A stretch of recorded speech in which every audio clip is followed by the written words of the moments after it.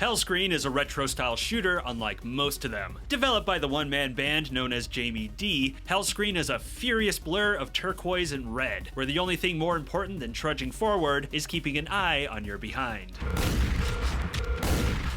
If you follow the retro shooter scene, there's a good chance Hellscreen has been on your radar, having appeared in multiple Realms Deeps and having a demo featured in Steam Next Fest. Now, Hellscreen has entered early access with its first episode. I've played through it, and today I'll be lending my thoughts on this peculiar retro romp, and whether or not it's worth jumping into now. So with that, let's adjust our rear view mirrors and get cruising.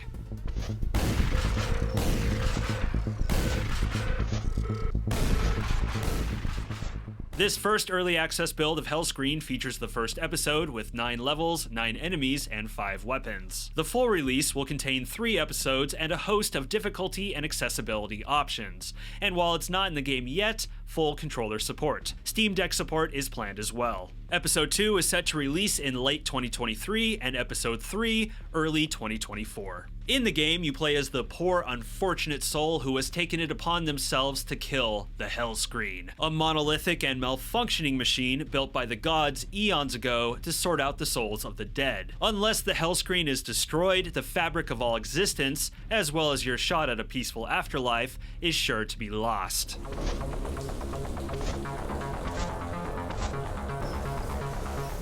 Hellscreen could be considered a collectathon with the lightest of Metroid influence. The goal of each level is to collect soul cores, which are required to unlock more levels. Each level also has 6 purple soul shards spread throughout. Collect them all and you'll unlock a soul core. Finding all these requires some good old-fashioned exploration, with some navigational obstacles requiring specific weapons to get past. And naturally, there's a whole lot of resistance trying to get in the way. With collecting being the main thrust of the game, Hellscreen is designed to make exploration as efficient and painless as possible. Levels are accessed in a sort of warp zone room simply called the map, but what's cool is that this room can be accessed anytime, instantly by pressing the tab key. So if you find that last soul core, or a weapon that can let you access a new part of another level, you can hop there in a matter of seconds, massively cutting down or flat out eliminating any backtracking. Levels are also designed to be brief and speedy, with layouts that are cyclical and arena combat focused, although there are plenty of hidden goodies and alternate paths to uncover for anyone that takes their time to sniff around.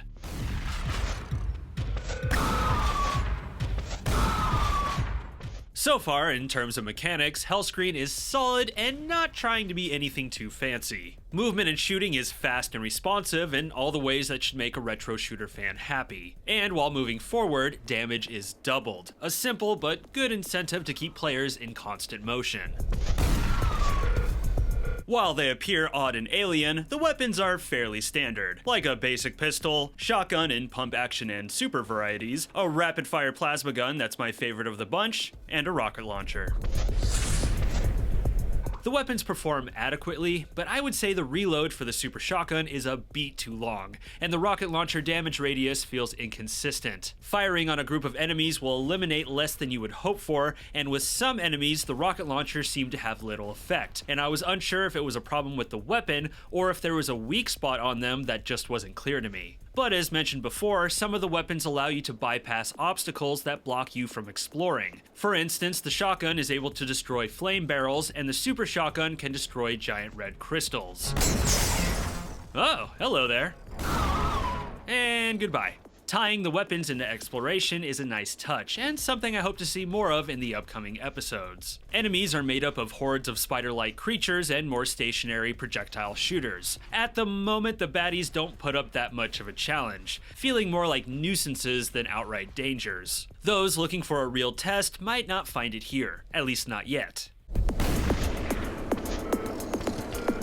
Hellscreen goes for a retro look, but with a peculiar slant to it. The entire game is made up of a turquoise and red color scheme, with black and white to highlight an accent. Going into this, I was worried the color scheme might get monotonous, but in fact the developer has done a good job making each level feel distinct, with a variety of unique biomes, like this oasis full of giant mushrooms. There's some great artistry on display, with some awe-inspiring sights. I mean, look at this. Wouldn't this make for a great desktop wallpaper?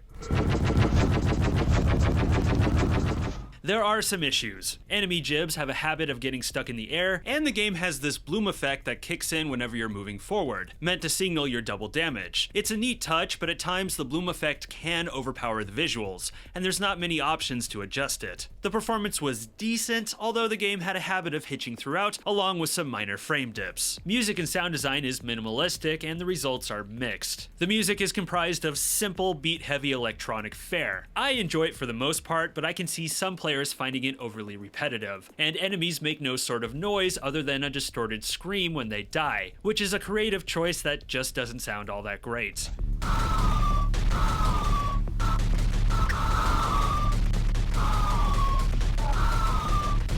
Next to the graphics, the most eye-catching feature of Hellscreen is the rear-view mirror. Not only will it give you a peek at the fun stuff happening behind you, it can reveal hidden enemies, passageways, and sometimes messages. It's also handy in combat as the player can shoot backwards using the right click, and tapping the shift key expands it to half the screen for a better view all around. I have to say though, after playing through this build multiple times, I'm not really sold on the rear-view mirror. There weren't many times during my playthroughs where I felt the mirror was absolutely integral to the experience, past spotting the occasional invisible enemy or hidden passage. And when I really made the effort to use it, it just made the gameplay awkward. Combat, for example. Using the mirror to fight enemies behind you has the built-in hurdle of controlling everything in reverse, which takes some getting used to. When I somewhat got the hang of it, I tried to see if I could get into a combat flow, where I kept moving forward to keep my double damage going, and smoothly dispatch enemies at my front and back. And a few times I was able to get into a good groove. But ultimately, it was hard to get comfortable with this, and I kept defaulting to my retro FPS muscle memory, such as good old circle strafing and dodging bunny hops. Sure, I lost my double damage perk, but it was far more effective and satisfying to take out enemies the old-fashioned way than awkwardly moving in a straight line and trying to line up shots in reverse. Other things that get in the way of this too is the slow reload times for some of the weapons makes for a frustrating delay with swapping from front to back, which can slow down or flat out halt the combat. And the intensity of the bloom effect in the mirror can actually obscure enemies to the point where you can't even see them. Now, I'm sure with enough practice, it's possible to get really good and smooth with this.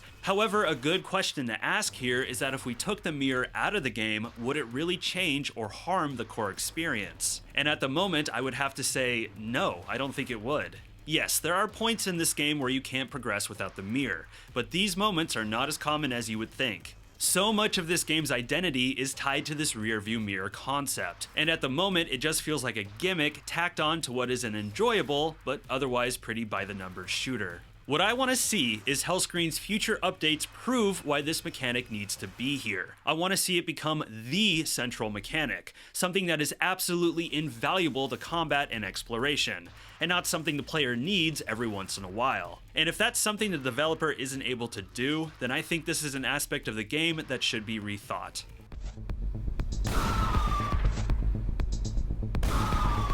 I enjoyed what I played in Hellscreen. There's a lot of things going in the right direction here, and so far the foundation is fairly strong. However, right now I'm not comfortable recommending this early access build. While mechanically sound, the combat is lacking challenge, and so far the rear view aspect isn't really impressing me. Plus, the $18 price tag I feel is a hair too steep for what's on offer here. A skilled player will likely roll through this in 1 to 2 hours, and while you can get more out of it by tracking down every soul core, the enjoyment of that is gonna vary from player to player. Hellscreen could become an absolute gem, and I hope it does, but for the meantime I would say wishlist and keep a very close eye on it. Hopefully the upcoming updates will alleviate my concerns. And that's it for me today. What are your thoughts on Hellscreen? Be sure to let me know down in the comments. If you dug the video, please be sure to subscribe, like, share, and smack that bell. If you want to come say hi, my Discord is linked below, along with my affiliate links. I'm Kirk, and thank you for watching this video. Stay safe out there.